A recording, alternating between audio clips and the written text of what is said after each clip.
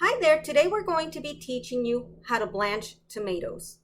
You could use this technique to blanch other vegetables and fruits also. Today we will be using tomatoes. So I have here a regular Roma tomato. Now there are a few reasons why some recipes call for you to blanch your vegetables. One of the reasons is to make it easier to peel. Sometimes we do want to peel the vegetables just to give the recipe a different consistency, and sometimes also it may release more of the juices, more of the flavors, and it just makes it easier to cook. So today we will be blanching tomatoes. So to start off, we will be boiling some water. And you may be using your regular stove at home, and that's perfect. Every stove is a little bit different. Today, for the purpose of this video, we will be using an electric burner, which if you have an electric burner at home, this is perfect. So I do have my water here already boiling.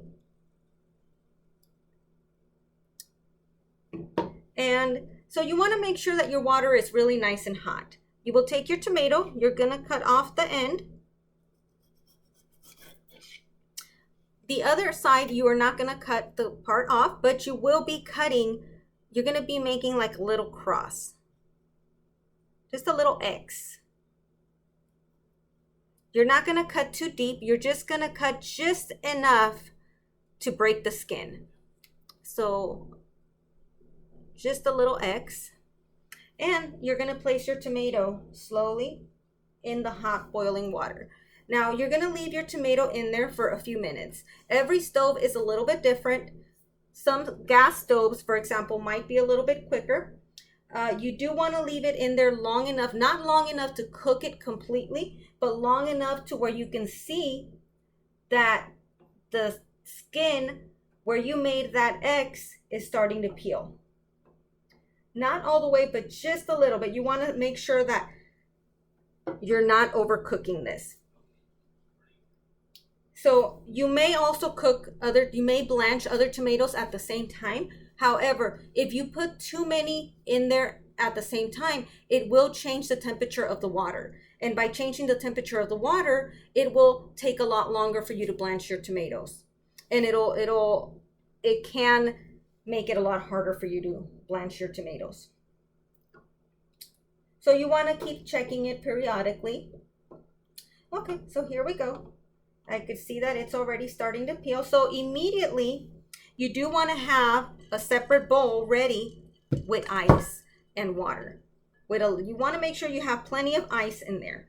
And immediately, you will drop it into that bowl with the ice. What this does is it'll stop it from cooking, and it'll prevent it from getting too soft.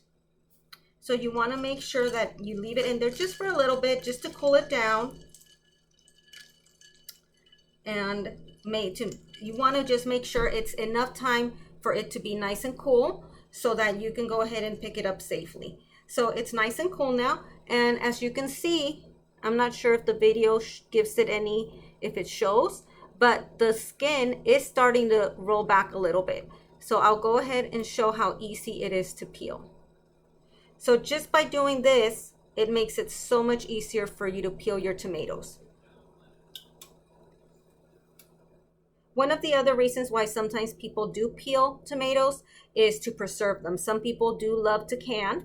They do it as a hobby, or if they have a lot of tomatoes, if it's tomato season and they want to preserve those, they will peel them, and it'll make preservation a lot easier. So as you can see, here is the finished product. We have a tomato that's blanched. It's completely peeled, and it's ready to use in any recipe. You could use it for salsas. Today we will be using these for a vegetarian chili, and the recipe will call for blanched tomatoes. So this is how you blanch tomatoes. Very easy, quick, and it actually gives it a lot of different texture to the recipes. So thank you for watching, and we'll see you in the future videos.